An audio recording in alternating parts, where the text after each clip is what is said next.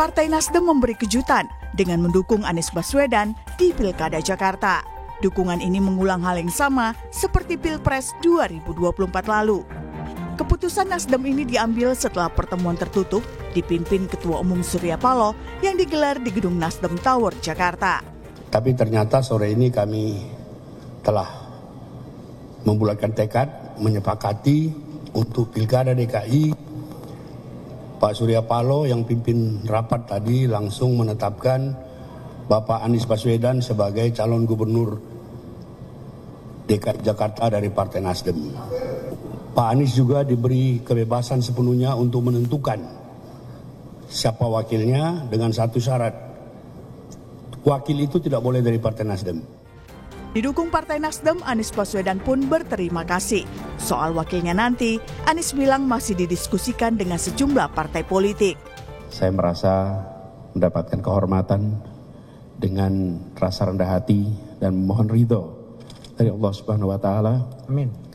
Amanat yang diembankan oleh Partai Nasdem ini kami terima dan kami akan junjung dengan sebaik-baiknya, sehormat-hormatnya, dan akan berjuang bersama-sama sebaik-baiknya untuk warga Jakarta yang insya Allah nanti dampaknya bisa dirasakan oleh semua.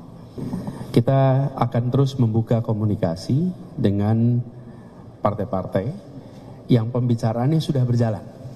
Jadi ini percakapan ya, Kakak Willy, Pak Sekjen, Pak Sugeng, Pak Victor, semua yang sedang melakukan komunikasi dengan partai-partai lain itu terus berjalan. Sementara itu sejumlah partai politik sepertinya masih terus mempertimbangkan dukungan.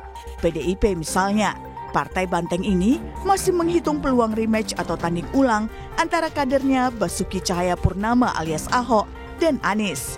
Sebelumnya, survei Litbang Kompas menyebutkan tingkat elektabilitas Ahok berada di bawah Anies. Anies mendapat 29,8%, sementara Ahok mendapat 20%, disusul Ridwan Kamil 8,5%. Ya, Jakarta kita cermati masih sangat dinamis. Justru berbagai wacana yang muncul saat ini, baik itu terkait dengan Pak Ahok, berkait dengan Pak Anies, termasuk kombinasi keduanya atau kemungkinan rivalitas di antara keduanya, PD Perjuangan terus membuka suatu ruang bagi hadirnya calon-calon pemimpin tersebut yang kemudian nanti kita akan cermati berdasarkan suara arus bawah partai. Tetapi PD Perjuangan tidak akan mengambil keputusan yang tidak senafas dengan arus bawah partai, arus bawah rakyat. Senada dengan PDIP, Partai Gerindra juga belum mengumumkan jagoannya di Pilkada Jakarta. Meski begitu, Sekjen Partai Gerindra Ahmad Muzani menyebut Koalisi Indonesia Maju telah memiliki kesepakatan terhadap calon yang akan diusung di Jawa Barat dan Jakarta. Namun, siapa yang akan diusung masih rahasia dan dipastikan akan memberikan kejutan. Keputusan atau pengumuman seperti ini dari awal sudah kita hitung bahwa sebagai sebuah kemungkinan. Jadi kita sudah exercise uji coba terhadap kemungkinan keputusan ini dan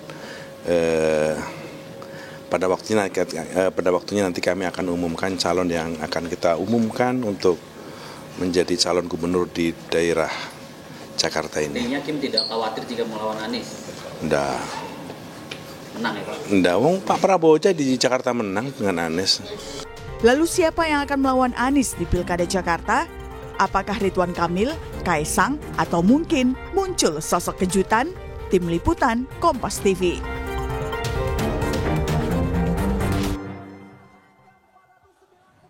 Saudara, Partai Nasdem resmi menyatakan dukungan kepada Anies Baswedan di Pilkada Jakarta. Keputusan ini menyusul Partai Keadilan Sejahtera yang sudah lebih dulu menyatakan dukungannya. Lalu siapa yang akan menjadi lawan tanding Anies Baswedan di Pilkada Jakarta? Mengingat masih ada sejumlah partai politik seperti PDI Perjuangan hingga Gerindra dan juga Golkar yang belum mendeklarasikan jagoannya di Pilkada Jakarta. Kita bahas di pagi hari ini soal Pilkada Jakarta bersama dengan sejumlah narasumber. Sudah ada Ketua DPP Partai Nasdem, sudah ada Bang Willy Aditya. Selamat pagi, Assalamualaikum Bang Willy. Waalaikumsalam warahmatullahi wabarakatuh, Adisti. Pagi. Ya, semangat ya habis mengusung Anies Baswedan ya.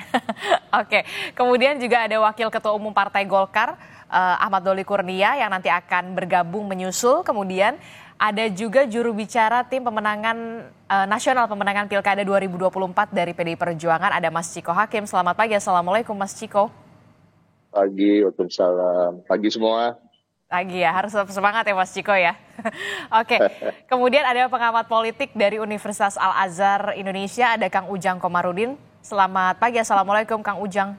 Selamat pagi, waalaikumsalam Mbak Adisti, Bang Willy. Iya, Kang Ujang nanti kita nantikan ya kedatangannya di studio, tapi masih di jalan begitu ya Kang Ujang. Ini menarik sekali ya, Partai Nasdem akhirnya mengusung nama Anies Baswedan untuk Pilkada Jakarta, seperti dejavu tampaknya. Pertimbangannya apa sebenarnya, Bang Willy? Iya, Nasdem dan Anies itu botol ketemu tutup saja. Oke. Surprising sebenarnya.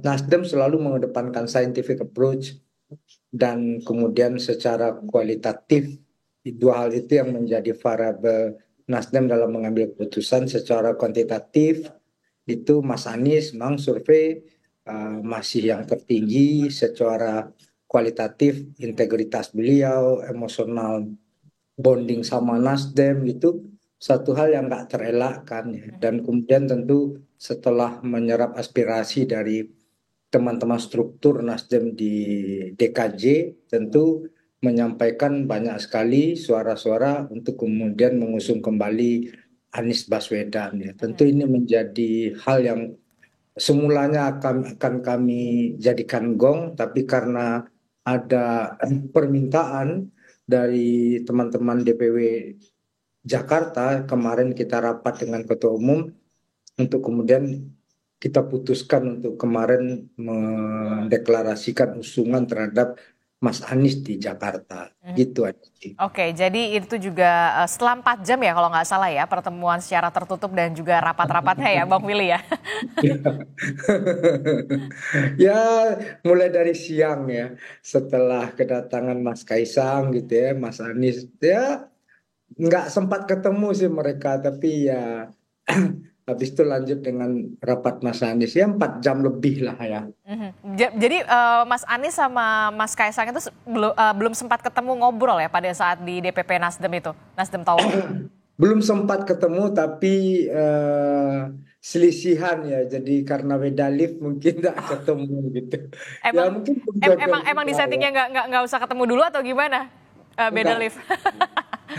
Itu kan katanya perjumpaan itu dua keharusan yang bertemu gitu ya. Jadi mungkin belum harus mungkin sama Gusti Allah untuk ketemu gitu. Jadi mungkin next time, dan itu juga mungkin terjadi pada pilkada yang sekarang ya. Oke, belum bertemu di pilkada yang sekarang ya, di Pilkada Jakarta. Itu artinya berarti nama Anies Baswedan ini tidak mungkin dipasangkan dengan Kaisang ya kalau dari Nasdem ya, sudah pasti, sudah jelas untuk Pilkada Jakarta. Dari obrolan kemarin kelihatan Bro Kaisang memiliki pilihan yang sudah sudah mantap, sudah maknyos lah gitu ya, untuk kemudian berkontestasi di luar Jakarta ya.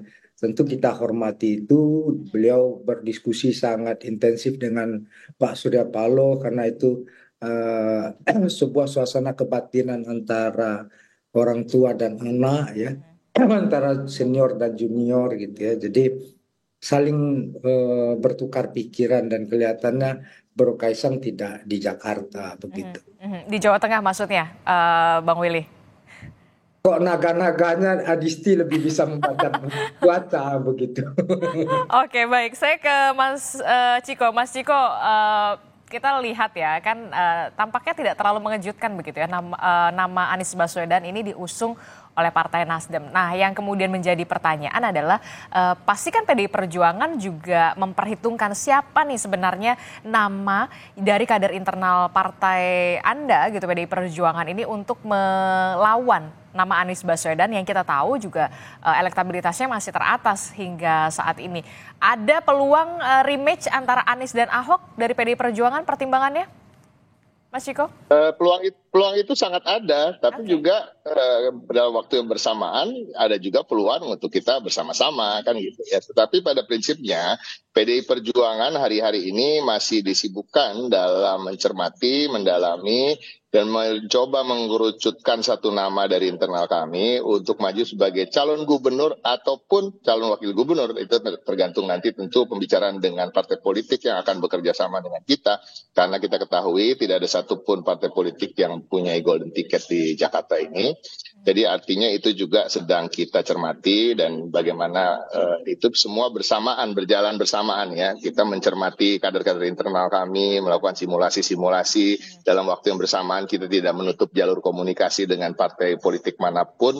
Tidak satupun kita menutup jalur komunikasi dan tentu nanti pertimbangan-pertimbangannya akan diruncingkan sehingga kita bisa menemukan satu kader yang kemudian akan maju entah sebagai cagup ataupun cawagup. Tetapi kembali seperti disampaikan Pak Sekjen Hasto Kristianto tadi bahwa variabel yang utama juga kita akan mendengarkan pendapat, mendengarkan aspirasi dari arus bawah. Arus bawah itu rakyat secara umum, tapi juga akar rumput di internal kami seperti anak ranting, DPC, kemudian DPD, dan tentunya kita tidak mungkin akan melawan arus bawah kami.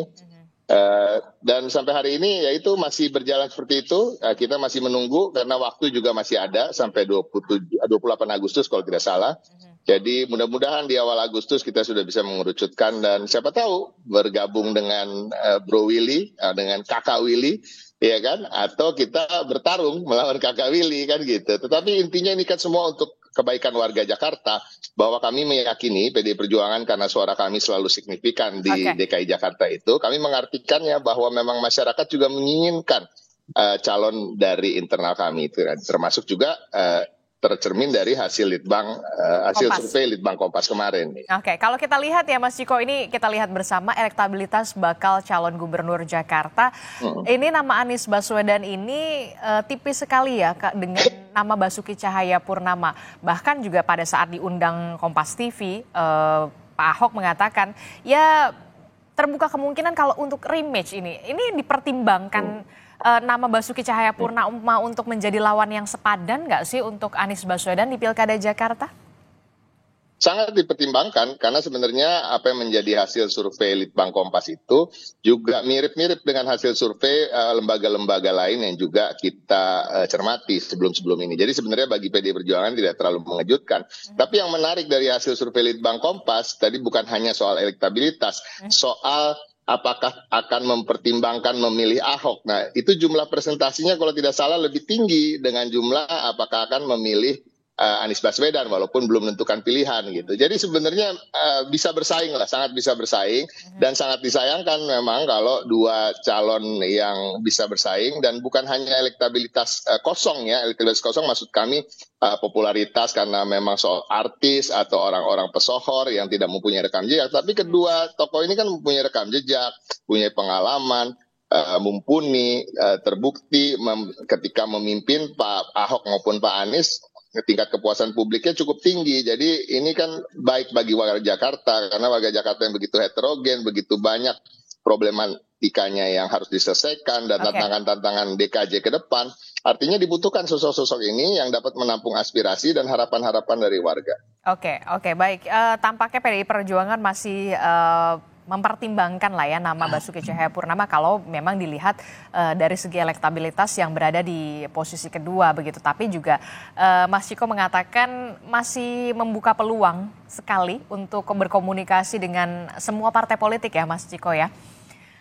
Saya ke Bang Doli. Bang Doli ini baru saja hadir Wakil Ketua Umum Partai Golkar Ahmad Doli Kurnia. Bang Doli selamat pagi. Assalamualaikum Bang Doli. Waalaikumsalam warahmatullahi wabarakatuh. Selamat pagi. Iya, Bang Doli, baru saja kemarin kita lihat Partai Nasdem sudah mengusung nama Anies Baswedan untuk Pilgub Jakarta. Sebenarnya tidak terlalu mengejutkan karena seperti dejavu pada saat Pilpres juga Nasdem, PKB dan juga PKS juga memajukan nama Anies Baswedan sebagai calon presiden. Nah, kalau di Koalisi Indonesia Maju khususnya di Partai Golkar sudah ada kesepakatan tidak di Parpol Koalisi Indonesia Maju akan mengusung siapa? Kalau tadi Bang Willy mengatakan nama Kaisang ini tampaknya tidak berada di Jakarta nih ketertarikannya. Nah, Koalisi Indonesia Maju sendiri sudah ada punya nama? Sepakat? Iya, tentu kita menghormati ya keputusan Om Willy dan Bang Surya, teman-teman di Nasdem, walaupun sebenarnya kan munculnya nama Pak Anies ini kembali ke Jakarta itu sebetulnya dari teman-teman Nasdem awalnya. Jadi ini penegasan saja gitu. Nah, dan ini tidak di luar dugaan sebetulnya ya. Nah, mengenai sikap kami di Golkar dulu, tentu sampai saat ini kan kami masih punya 3 dan plus 1 nama baru ya, yang selama ini kita kasih surat tugas untuk kemudian diberi kesempatan untuk bersosialisasi, kemudian kita lakukan exercise, kita lakukan simulasi dari berbagai survei ya.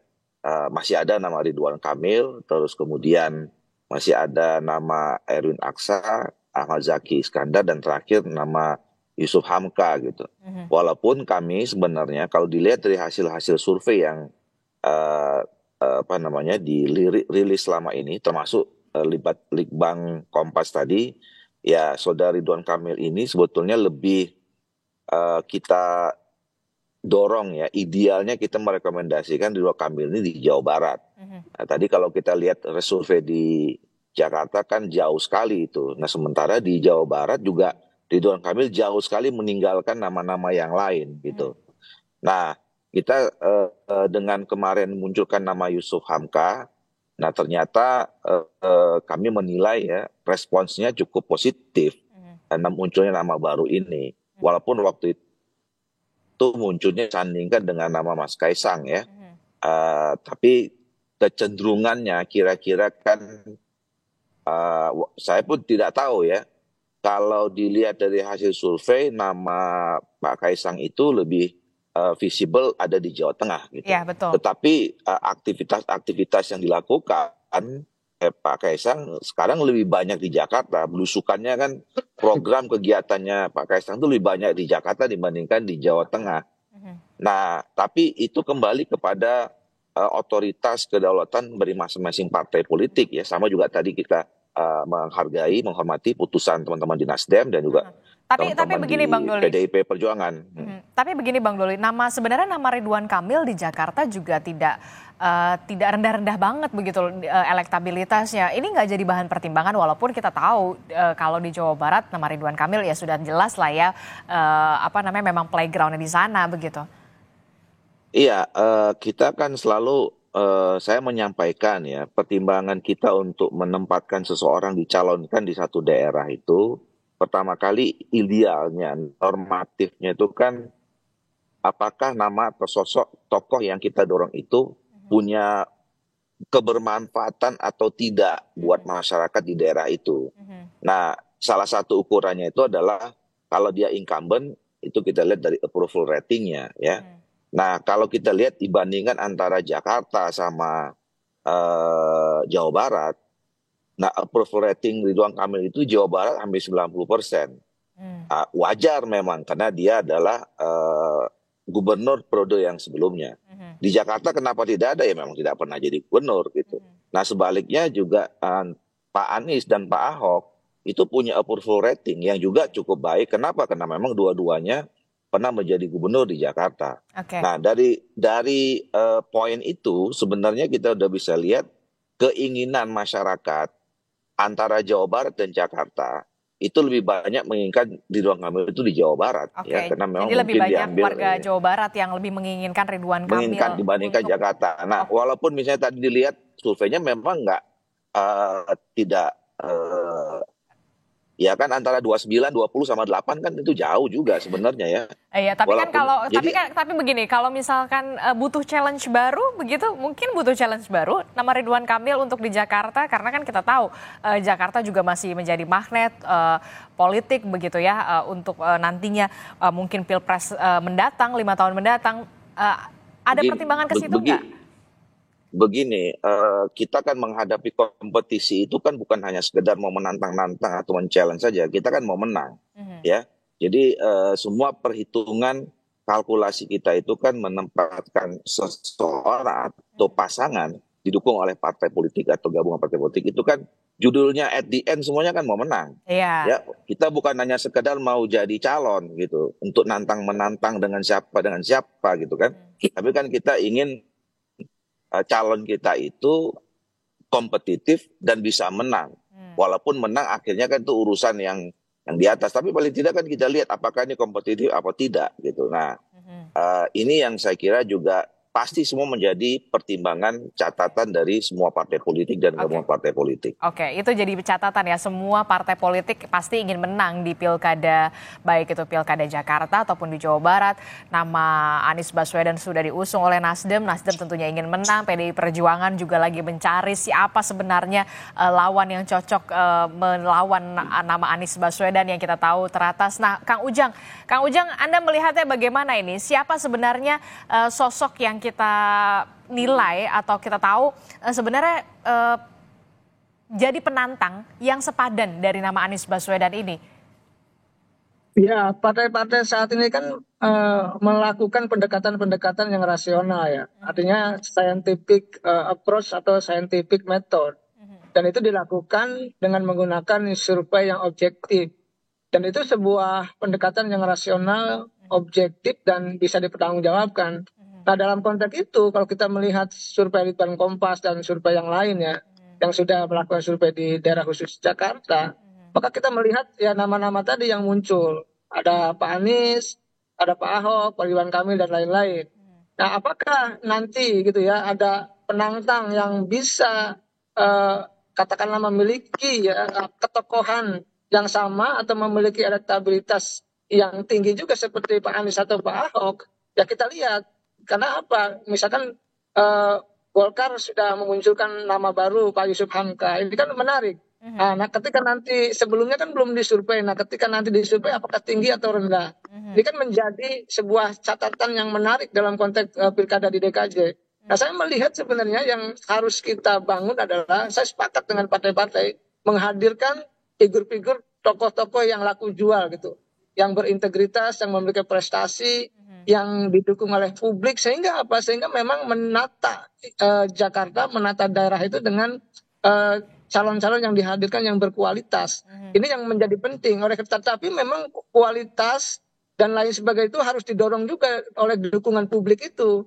Nah, dukungan publik itu ya dilihat, dipotret dengan apa ya, dengan popularitas, dengan elektabilitas. Tapi Anda melihat begini, Kang Ujang, peluang rematch antara Anies dan Ahok ini untuk bertarung kembali begitu seperti pilkada tahun lalu begitu 2017 kalau tidak salah begitu, Anies melawan Ahok ataupun Ahok melawan Anies, Anda melihat terbuka peluang itu? Ya, terbuka tapi kecil ya. Tadi Bang Ciko sudah mengatakan terbuka, tapi saya mengatakan kecil ya. Kenapa agak kecil? Ya, kedua-duanya memang memiliki elektabilitas, tapi agak jauh antara Ahok dengan Anies. Yang kedua yang saya nilai adalah apakah Ibu Megawati mau gitu ya mendorong Pak Ahok? Kenapa? Akan ada implikasi yang lain. Saya tidak mau mendorong politik identitas, tidak. Tetapi akan muncul itu politik isu sara, politik identitas pasti akan didorong ketika Ahok itu muncul. Nah, yang ketiga, saya tidak mau juga memberikan penilaian negatif, tetapi kita harus objektif mengatakan Pak Ahok pernah dipidana oleh kasus penistaan agama, dan ini kan menjadi catatan juga hal yang negatif yang dimiliki atau yang minus dari Pak Ahok. Dan tentu kalau didorong oleh PDIP tentu itu harus dibersih-bersih gitu loh, harus di tip X lah agar tidak ada jejak itu. Karena selama jejak itu ada ya itu menjadi sesuatu yang negatif bagi Pak Ahok. Agak sulit ya kalau Anda menilai ya, agak sulit. Mas Ciko, bagaimana? Ini juga jadi catatan dari PDI Perjuangan, terutama dari Ibu Ketua Umum, Bu Mega.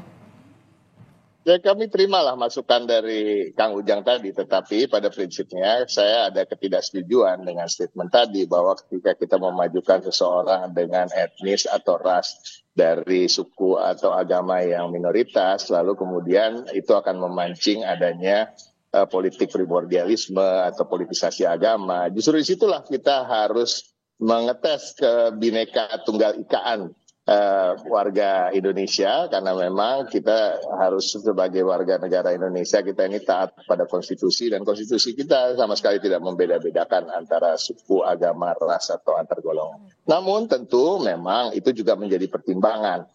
Kami juga tidak mau mubazir memajukan seseorang hanya ansih untuk bertarung atau untuk menantang-nantang seperti kata-kata Pak senior saya, Bang Doli tadi, ya kita juga ingin menang. Makanya sampai hari ini kami belum bisa mengerucutkan satu nama tersebut. Namun kembali lagi, nama Pak Ahok dengan hasil survei Litbang Kompas dan survei-survei lain yang cukup tinggi, kemudian nama Pak Anies yang tinggi hasil surveinya, namun belum melampaui 35 atau 40%.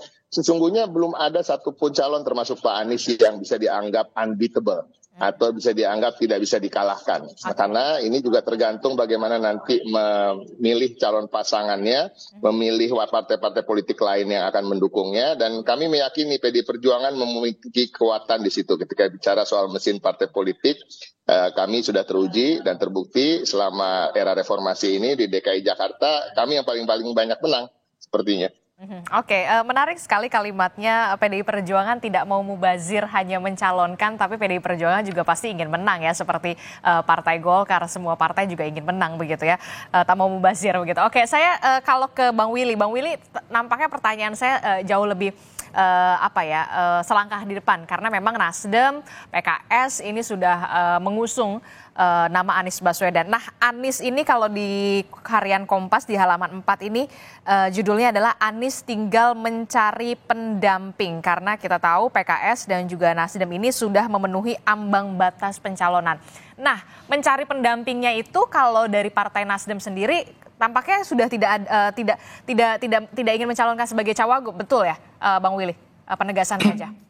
Ya, nanti kita minta Anies soan ke Litbang Kompas, biar kemudian siapa yang direkomendasi oleh Litbang Kompas, itu yang kita jadikan pasangan Anies. Jadi Nasdem tidak cawe-cawe untuk kemudian siapa yang akan mendampingi Anies. Monggo silahkan, kemarin hasil rapat kita Pak sudah menegaskan Bung Anies silahkan cari pendamping sendiri. Ada dua yang bisa menjadi variabel. Pertama adalah bagaimana kontribusi untuk koalisi. Yang kedua ya preferensi publik tentunya dalam hal ini ya. Tentu berkomunikasilah kata Pak Surya dengan semua partai ya, dan buka pintu selebar-lebarnya, jangan kemudian ada ada handicap gitu, ada barrier gitu dengan partai manapun, karena kultur kita memungkinkan untuk ini bisa berdialog satu dan lainnya ya. Tentu ini menjadi suatu opportunity bagi Anies Baswedan ya, dan Nasdem dengan tadi Bung Ciko, Bung Doli ya, kami berkomunikasi sangat intens, cair ya, dan kemudian bisa ya, kalau kita bisa bermusyawarah untuk banyak hal, tentu untuk Jakarta juga bisa terjadi ya. Termasuk Nasdem dan PDI Perjuangan akan ada pertemuan begitu atau membuka komunikasi, itu terbuka peluang ya menurut Anda? Ya, kalau komunikasi sangat, apalagi ngurus pilkada ini banyak anasir ya. Itu tentu banyak hal yang sudah kami rembukan, banyak hal yang sudah kami putuskan bersama. Itu yang jadi epicentrum utama dalam kontestasi pilkada ini adalah si figurnya sendiri, Adisti. Bang Willy, tapi kan begini ya, kalau tadi Anda mengatakan Pak Surya Paloh membebaskan lah, ibaratnya membebaskan Pak Anies Baswedan untuk memilih pendampingnya di Pilgub Jakarta, begitu ya, terbuka komunikasi dengan partai politik lain. Lalu yang kemudian menjadi pertanyaan adalah partai politik yang mengusung nama Anies Baswedan kan PKS. Nah, PKS ini sudah mengusung juga nama Sohibul Iman. Nah, kalau dari Nasdem sendiri seperti apa? Nama pendampingnya Anies ini kan jangan sampai ada resisten, baik itu dari PKS, Nasdem, dan juga nanti mungkin PKB menyusul. Nah, bagaimana Anda melihat ini kalau PKS sudah ada nama Sohibul Iman? Jangan dijawab dulu tapi ya, Bang Willy, tetaplah bersama kami usai jeda di Sapa Indonesia Pagi.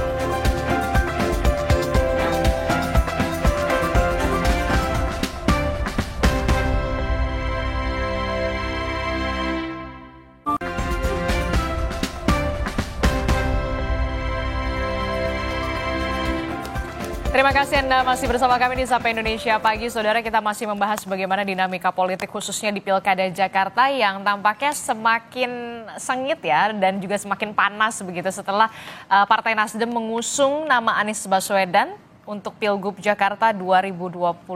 Lalu yang jadi pertanyaan selanjutnya adalah siapa nama pendamping Anies Baswedan? Kita akan membahasnya bersama dengan Partai Nasdem, ada Bang Willy, kemudian PDI Perjuangan, ada Mas Ciko, ada Bang Doli juga dari Partai Golkar, kemudian ada Kang Ujang juga yang sudah hadir di studio, akhirnya sampai juga ya Kang Ujang ya.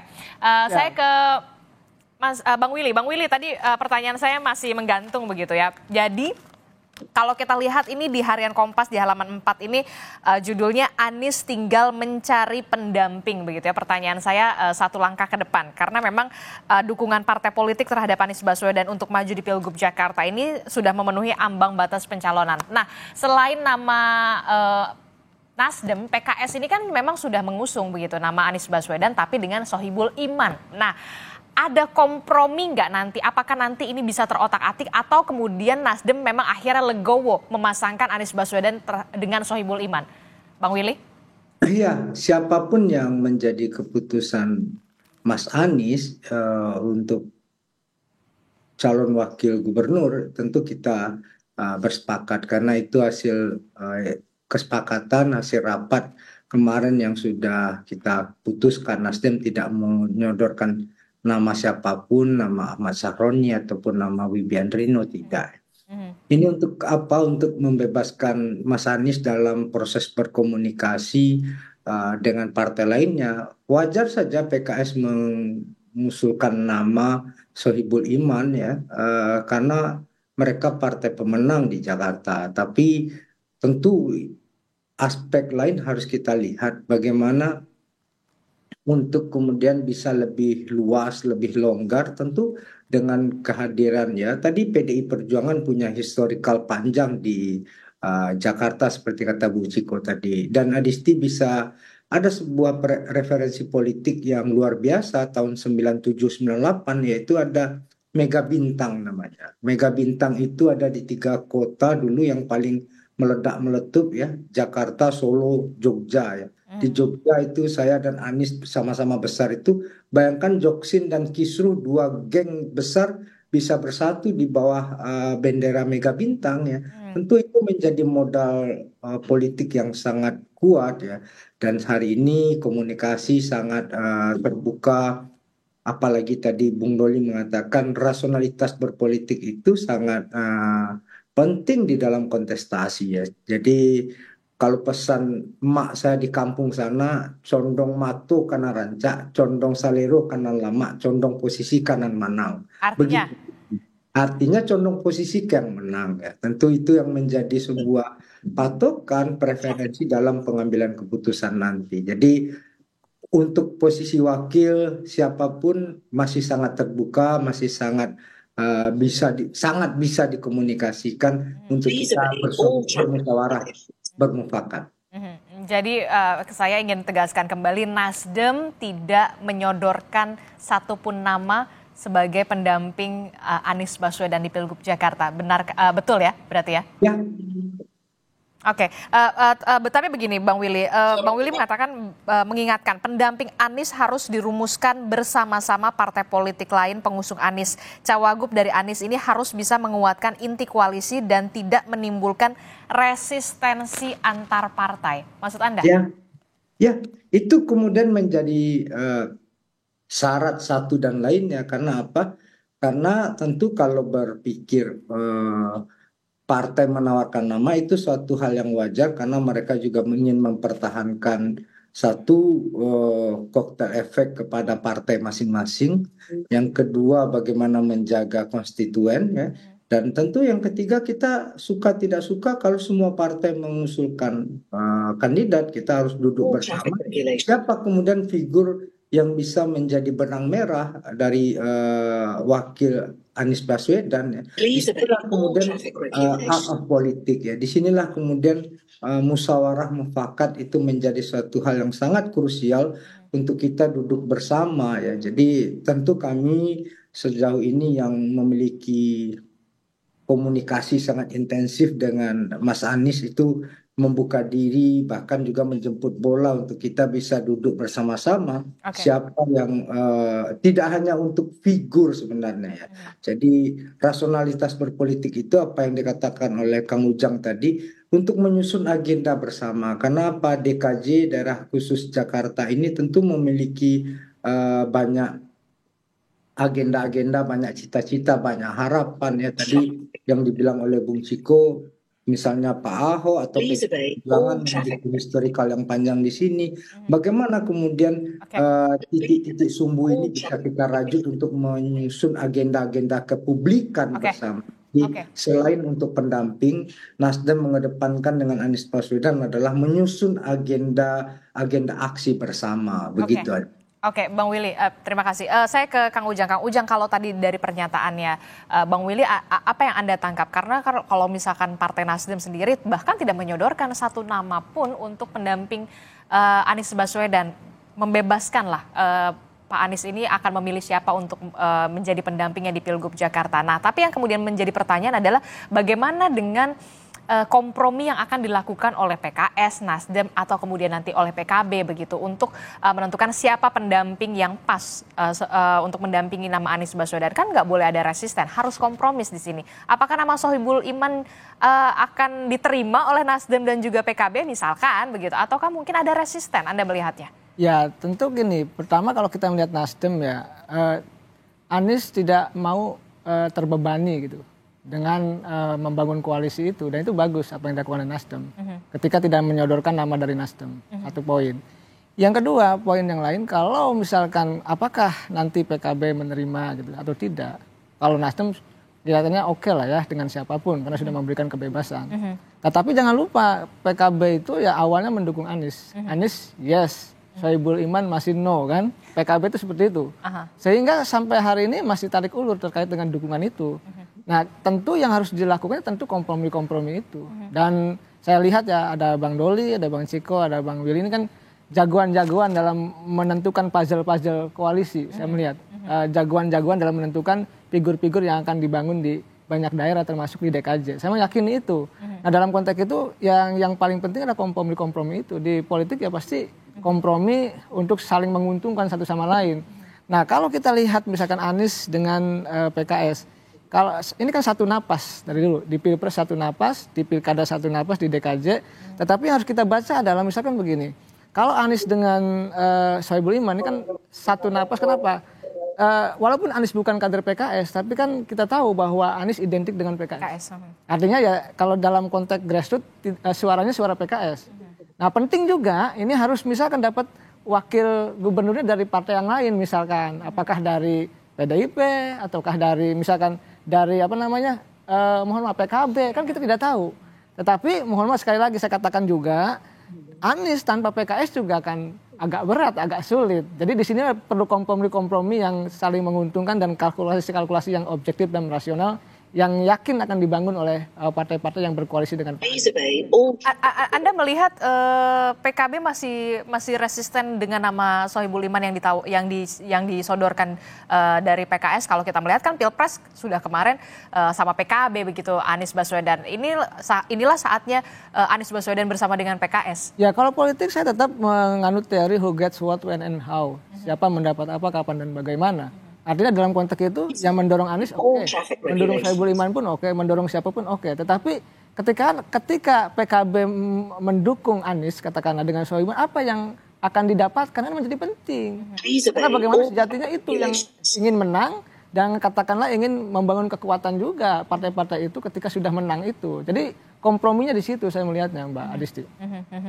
Tapi memang mungkin ada dinamika nggak sih kalau Anda melihat nanti soal siapa nama pendamping Anies Baswedan atau kemudian nama yang diusung oleh PKS ini memang sudah tidak bisa diotak-atik lagi? Ya PKS tentu tidak mau diotak-atik, tapi partai lain juga kan membuka ruang untuk memberikan kadernya, untuk menyodorkan kadernya. Di situ terjadi kompromi-kompromi yang saling menguntungkan.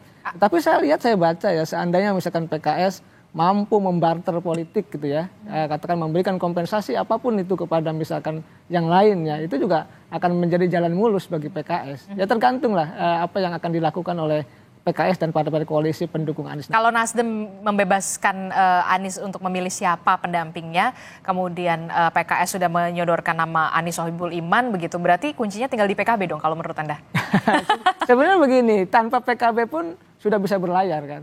Oke, iya benar. Tetapi memang nanti kan harus kompromi juga agar kekuatannya menjadi besar dan kemenangannya juga bisa katakanlah dengan mudah kan begitu. Oleh karena itu saya tetap kompromi dilakukan dalam konteks sekarang menunggu ketika Nasdem tidak menyodorkan nama, maka PKB menjadi sebuah partai yang harus dilobi oleh Pak Anies begitu.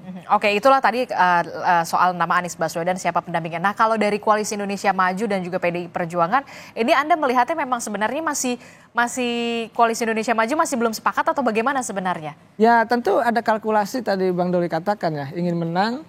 Tentu basisnya adalah scientific method, lalu juga basis rasionalitas, basis objektivitas. Nah tadi apakah Ridwan Kamil, ya, apakah yang lain, tentu ini kan sedang mencari figur yang cocok untuk menandingi Anies. Kalau dari Bang Doli mengatakan RK ini memang sudah dibutuhkan oleh warga Jawa Barat, berarti memang sudah resisten. Enggak deh, RK enggak ya, dibutuhkan. Kalau ingin menang ya di Jawa Barat, itu kalkulasi saintifiknya. Oleh karena itu ya kita cari nanti siapa yang akan didukung di DKJ ini. Tentu tadi tawaran-tawaran 4 nama yang disampaikan Bang Doli dari Golkar, ataukah ada tawaran yang lain dari partai-partai yang lain. Kita tunggu. Karena kalau kita lihat elektabilitas itu terus berkembang nih. Hari ini memang Anies tinggi. 2 bulan ke depan kita tidak tahu apakah ada yang menyalip atau tidak. Oleh karena itu ya kita lihat perkembangannya seperti apa, dan hari ini masih saling mencari ya, mengintip kekuatan masing-masing untuk mencari figur yang cocok, yang tepat untuk bisa melawan Anies Baswedan begitu. Oke, Bang Doli, Kim akhirnya belum tahu siapa atau bagaimana, atau memang nanti akan diputuskan injury time untuk Pilkada Jakarta ini? Iya, saya kira kan kita memang punya fasilitas ya, waktu yang masih cukup sampai paling lama 29 Agustus. Jadi waktu yang 30-an hari ini saya kira kita harus manfaatkan semaksimal mungkin untuk melakukan exercise dan berbagai kemungkinan ya, ada simulasi-simulasi. Makanya kalau kami dalam konteks Koalisi Indonesia Maju, saya menyarankan supaya mari kita buka saja, munculkan nama-nama baru ya, jadi tidak terpaku untuk fokus 1-2 nama saja gitu ya. Misalnya kan baru-baru ini PAN kemudian mengusulkan nama Ibu Zita ya, putrinya Pak Zulkifli Hasan itu ya. Terus kemudian walaupun kemarin saya sebelum Pak Ariza ditetapkan sebagai calon Kota Tangerang Selatan ya, saya waktu itu bilang beliau juga punya reputasi sebenarnya di Jakarta gitu. Pernah jadi wakil gubernur, ketua DPD Gerindra Jakarta gitu. Nah masih ada nama-nama yang lain. Ya, kami misalnya dari berbagai aspirasi yang kami serap, tiba-tiba muncul nama Yusuf Hamka gitu ya. Nah jadi sebenarnya ini masih sangat dinamis ya, segala kemungkinan masih bisa terjadi. Waktu 30 harian ini kan apa saja bisa mungkin gitu. Dulu siapa yang mungkin tiba-tiba misalnya menduga ya muncul Pak Sohibul Iman sebagai calon gubernur, tapi dalam 2 hari dipasangkan dengan Pak Anies gitu ya. Jadi hal-hal yang tidak terduga itu bisa saja muncul dalam 30 hari. Tapi begini Bang Doli, kalau melihat nama baru yang kemudian akhirnya dimunculkan, apakah mungkin bisa mengerek elektabilitas nama baru tersebut untuk menandingi Anies Baswedan? Ya ya di dalam politik itu sangat mungkin saja. Kalau kita berkaca dari pengalaman-pengalaman terutama Pilkada Jakarta, ini kan memang punya keunikan sendiri ya. Jarang sekali ada incumbent yang bisa terpilih kembali gitu ya. Dan kemudian calon-calon yang muncul itu yang tiba-tiba tadi misalnya kalau dilihat dari pendekatan saintifik itu rendah sebetulnya. Tapi tiba-tiba kemudian dari bagaimana mengelola isu, kemudian ada cara-cara baru, inovasi baru dalam sosialisasi segala macam, tiba-tiba bisa jadi menang kan kira-kira begitu. Nah ini yang saya kira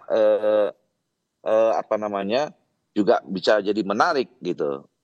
Oke, kalau Mas Ciko gimana kalau dari PDI Perjuangan? Melirik tidak sih sebenarnya nama baru begitu untuk berkancah atau diterjunkan oleh PDI Perjuangan di Pilkada Jakarta? Kalau misalkan Bang Doli mengatakan ya terbuka juga kalau misalkan nama baru, misalkan Yusuf Hamka kalau dari Partai Golkar. Nah kalau dari PDI Perjuangan sendiri bagaimana? Yang utama bagi kami, tentu kami memprioritaskan kader kami itu tadi yang saya sampaikan bahwa kami berusaha untuk mengerucutkan satu nama. Ada beberapa nama di internal ya, Pak Ahok, Pak Jarod, ada Pak Andika, ada Bu Risma. Gitu. Tapi kami juga mempertimbangkan nanti kan juga bahkan berpasangan dengan siapa. Baik kami sebagai calon gubernur itu yang menjadi prioritas, tapi juga memungkinkan juga untuk kami sebagai calon wakil gubernurnya. Nanti kita masih bisa terbuka dan sangat terbuka, sangat tidak tertutup untuk menjalin komunikasi dan juga kemungkinan-kemungkinan tersebut. Tadi kan disampaikan politik ini apalagi kalau harus menjalin kerjasama politik harus ada kompromi-kompromi. Namun tetap yang kami kedepankan di PDI Perjuangan adalah tetap mendengarkan aspirasi dari arus bawah, akar rumput, baik itu internal maupun masyarakat kebanyakan. Tetapi kita juga harus mengakui bahwa sistem politik di Indonesia ini memang ketika bicara soal pencalonan ini adalah ranahnya partai politik untuk menentukan dan juga tadi ada batasan-batasan, ada parliamentary threshold. Jadi kami yang tidak bisa mencalonkan sendiri, begitu juga partai lain tentunya akan melakukan komunikasi dan konsekuensinya adalah harus ada kompromi-kompromi ke depan. Nah, kita lihat aja nanti seperti kata Bang Doli tadi, waktu masih cukup panjang, semua masih bisa berubah, masih sangat dinamis. Apakah PDI Perjuangan dan saya akan bertarung dengan Kakak Willy atau Bang Doli, ya kan? Atau juga bersanding dengan Bang Doli atau dengan Kakak Willy. Jadi kita lihat aja nanti bagaimana keputusan kami dan juga nanti hasil dari komunikasi politik antara PDI Perjuangan dengan partai-partai lain. Oke, ya kita nggak tahu ya PDI Perjuangan apakah akan bertanding ataupun bersanding, itu kita nggak pernah tahu ya kan. Nanti kita masih ada waktu, yang penting kompromi aja dulu ya kan. Kalau dari PDI Perjuangan terbuka sebagai cagup ataupun cawagup begitu ya Mas Ciko ya. Oke, terakhir. Tetap yang diprioritaskan adalah calon gubernur. Oh iya, prioritasnya tetap calon gubernur lah PDI Perjuangan ya. Oke, saya ke Kang Ujang terakhir. Kang Ujang, kalau melihat begitu ya, ada nggak sih kemungkinan nama baru misalkan nama Yusuf Hamka yang kemudian mulai dimajukan tampaknya oleh Partai Golkar, dan seberapa besarkah atau seberapa cepatkah kemudian nama-nama baru ini bisa terkerek elektabilitasnya begitu untuk menandingi nama Anies Baswedan? Ya, kita ukur ya. Saya selalu mengatakan di Kompas TV dan di media lain ada 3+1 yang penting diukur oleh para kandidat gitu. Di antara banyak variabel yang lain. Pertama, popularitas. Yusuf Hamka punya popularitas. Lalu isi tas, punya juga isi tas kan, penguasa jalan tol ya. Lalu akseptabilitas. Bang Doli tadi katakan respon publik juga cukup ya terkait dengan Yusuf Hamka. Cuma memang yang harus dibangun adalah tadi elektabilitas. Ini menjadi penting. Oleh karena apakah dalam waktu singkat ini bisa, ya tergantung tadi. Ada cara-cara tidak untuk bisa mengatur elektabilitas itu. Karena namanya kan baru-baru ini dimunculkan. Saya meyakini ya dengan perkembangan teknologi yang cepat. Kalau figurnya bagus, ya itu bisa saja. Bisa. Tetapi sekali lagi tergantung dari warga Jakarta itu dalam konteks menerima seorang kandidat. Yusuf Hamka ya cuma tinggal satu lagi itu elektabilitasnya. Populer oke, isi tas oke, akseptabilitas oke, tinggal popularitas perlu dikatrol untuk bisa katakanlah bersaing ya dengan kontestan yang sudah ada dengan nama Pak Anies. Termasuk mesin partai politik yang kemudian memang memajukan nama Yusuf Hamka yang harus ekstra kerja keras begitu tampaknya. Ya tentu ya, tadi Golkar sudah mengkalkulasi secara matang. nama Yusuf Hamka tentu sudah digodok ya kan untuk bisa dimunculkan. Makanya tadi responnya sudah cukup baik. Tinggal bagaimana strategi-strategi yang dibangun untuk menaikkan elektabilitas itu. Saya rasa cuma satu PR-nya itu, tugas yang diemban oleh Partai Golkar, dan saya meyakini Partai Golkar partai yang berpengalaman banyak memenangkan pilkada ya. Tentu ini bukan sesuatu yang sulit bagi Partai Golkar untuk menaikkan elektabilitas dari Pak Yusuf Hamka. Oke, kita akan tunggu bagaimana nanti kompromi-kompromi politik yang akan dilakukan oleh masing-masing partai politik, baik itu partai politik yang sudah resmi mengusung nama Anies Baswedan, tinggal mencari siapa nama pendampingnya, nanti juga akan dikompromikan lagi termasuk Golkar di Koalisi Indonesia Maju, siapa nanti yang akan disepakati, termasuk juga PDI Perjuangan yang tadi kata Mas Ciko masih membuka komunikasi dengan semua partai politik. Kita akan tunggu bagaimana dinamikanya ke depan. Terima kasih Bapak-Bapak, Mas Ciko Hakim, terima kasih Bung Doli, terima kasih sudah bergabung bersama kami, dan juga Bang Willy Aditya, terima kasih sudah bergabung. Kang Ujang, terima kasih sudah hadir di studio. Sehat-sehat selalu Bapak-Bapak. Assalamualaikum, selamat pagi.